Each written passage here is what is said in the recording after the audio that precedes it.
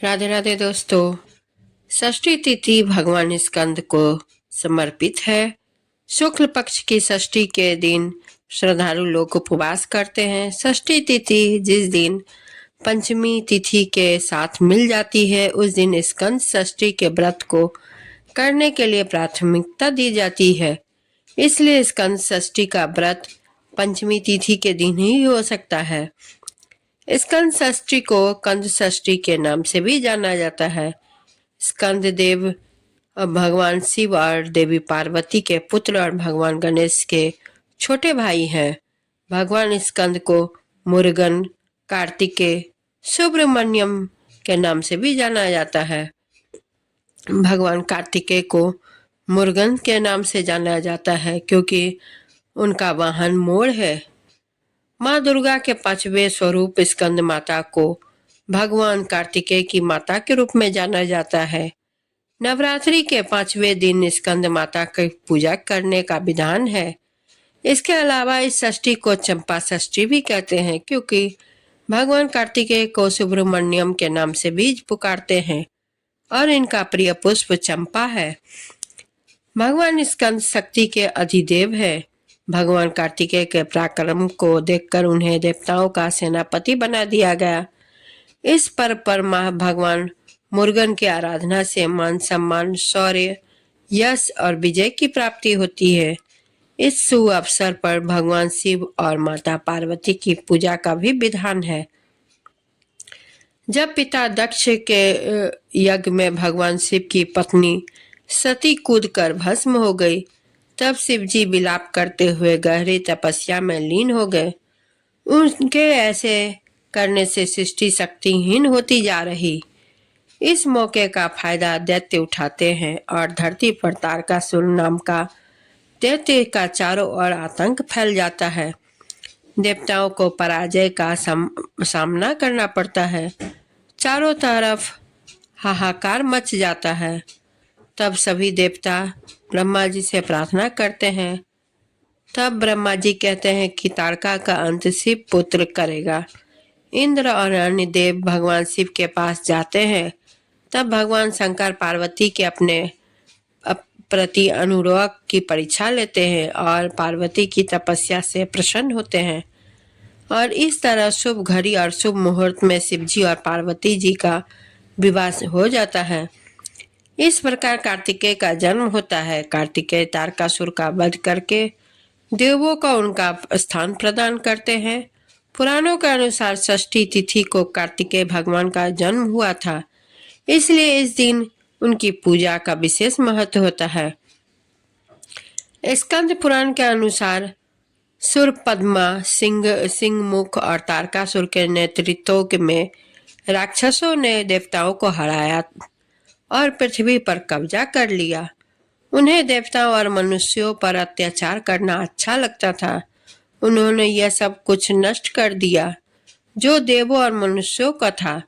सुरपद्मा को वरदान मिला था कि केवल भगवान शिव का एक पुत्र ही उसे मार सकता है। दानव मन का मानना था कि देवी सती की मृत्यु के बाद गहरे ध्यान में चले गए भगवान शिव कभी भी सांसारिक जीवन में वापस नहीं आएंगे। देवों ने अपनी दुर्दशा भगवान ब्रह्मा ने देवताओं से बताई, शिव को बताई, लेकिन वे गहरे ध्यान में थे। भगवान ब्रह्मा ने देवताओं को कामदेव की मदद लेने की सलाह दी। उन्होंने भगवान शिव में यौन इच्छा को उकसाया, लेकिन क्रोधित भगवान शिव ने उन्हें जलाकर भस्म कर दिया। भगवान शिव से निकला वीर्य 6 भागों में बट गया और गंगा में जमा हो गया। देवी गंगा ने 6 भागों को एक जंगल में छिपा दिया। उसे 6 बच्चों का रूप धारण किया। 6 कार्तिकेय सितारों द्वारा बच्चों की देखभाल की गई। बाद में देवी पार्वती ने 6 बच्चों को एक में मिला दिया। स्कंद षष्ठी की पूजा विधि इस प्रकार है दोस्तों।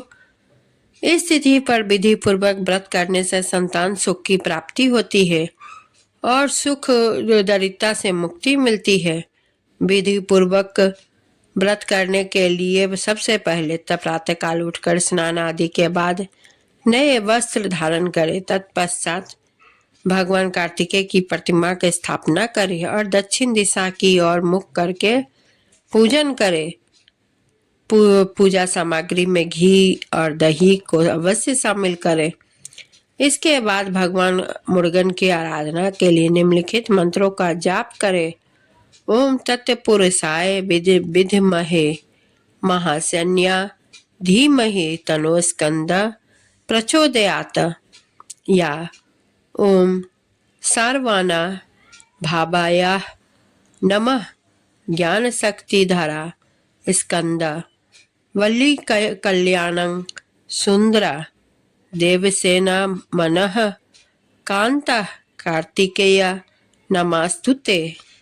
प्रति को मांस, मदिरा, प्याज, लहसुन का परित्याग कर देना चाहिए। ब्राह्मी का रस और घी का सेवन कर सकते हैं और रात्रि को जमीन पर सोना चाहिए। दोस्तों, तो आपको मेरी यह कथा कैसी लगी कमेंट जरूर करें। और स्कंद षष्ठी पूजा बंगाल में दोस्तों कार्तिक मास की जो संक्रांत होती है उसमें बड़ी धूमधाम और मनमोहक रूप से मनाई जाती है। यहाँ कहा जाता है कि जिस दिन संक्रांत होती है उस दिन स्कंद षष्ठी वो शायद रहता होगा, ना मैंने गौर नहीं किया है।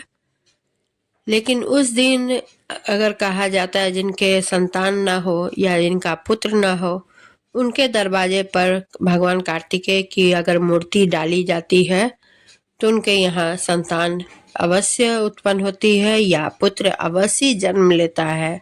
ये एक मतलब पुरातन मतलब कि प्राचीन ये प्रथा चली आ रही है बंगाल में, जिससे भली भांति लोग अभी भी निर्वाह करते हैं, पालन करते हैं और अभी भी उनके दरवाजे पर कार्तिक डाला जाता है दोस्तों, जिससे उनके घर हरे भरे मतलब कि बच्चों की किलकारियां से गूंज उठे और उनके घर में पुत्र की आशीर्वाद भगवान कार्तिकेय बनाए रखे।